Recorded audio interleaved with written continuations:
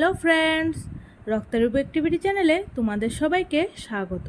আশা করছি তোমরা সবাই ভালো আছো।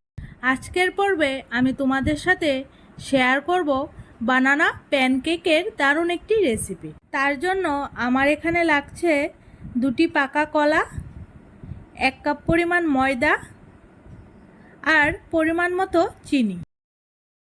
এখন একটি মিক্সি জারের মধ্যে কলা দুটোকে ছোট ছোট টুকরো করে কেটে নিচ্ছি, যাতে করে ব্লেন্ড করার পর কলাগুলির মিহি একটি পেস্ট তৈরি হবে।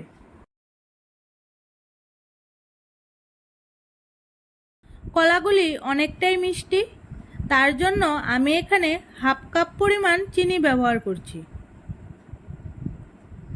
তার সাথে দিয়ে দিচ্ছি পরিমাণ মতো দুধ।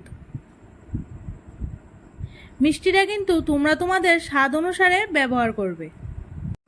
এবারে স্মুথ একটা পেস্ট তৈরি করে নেব। তারপর এই মিশ্রণটাকে বাটিতে ঢেলে নিচ্ছি।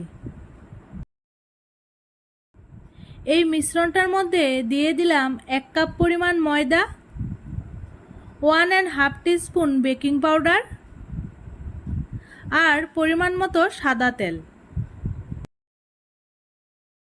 এবারে ভালো করে মিশিয়ে নেব। দেখতেই পাচ্ছ স্মুথ একটা ব্যাটার কিন্তু তৈরি হয়ে গেছে।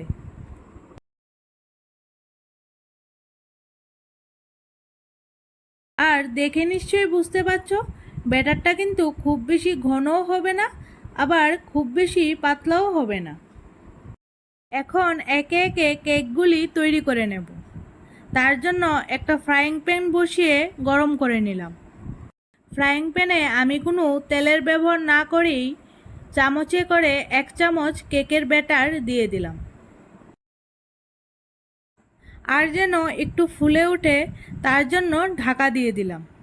গ্যাসের ফ্লেমটাকে মিডিয়ামে রেখে একটা সাইড হওয়া অবধি অপেক্ষা করছি। দেখো কতটা সুন্দরভাবে ফুলে উঠেছে। এবারে এটাকে উল্টে দিচ্ছি।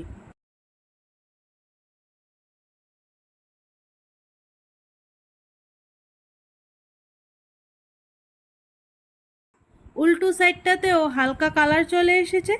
এবার এটাকে নামিয়ে নেব।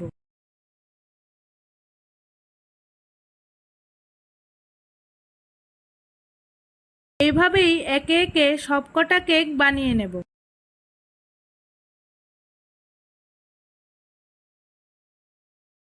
খুব সহজেই এই প্যানকেকের রেসিপিটা তৈরি হয়ে যায়। তোমরা চাইলে বাচ্চাদের টিফিনেও এটা দিতে পারো। খেতে কিন্তু দারুণ মজার হয়। বাড়িতে একবার অবশ্যই ট্রাই করো।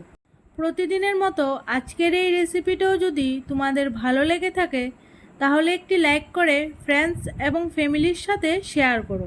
আর এরকম ইজি রেসিপির আপডেট পেতে আমার চ্যানেলটিকে সাবস্ক্রাইব করে রেখো। তবে বন্ধুরা, তোমাদের সাথে আবারও দেখা হচ্ছে নতুন একটি রেসিপির সাথে।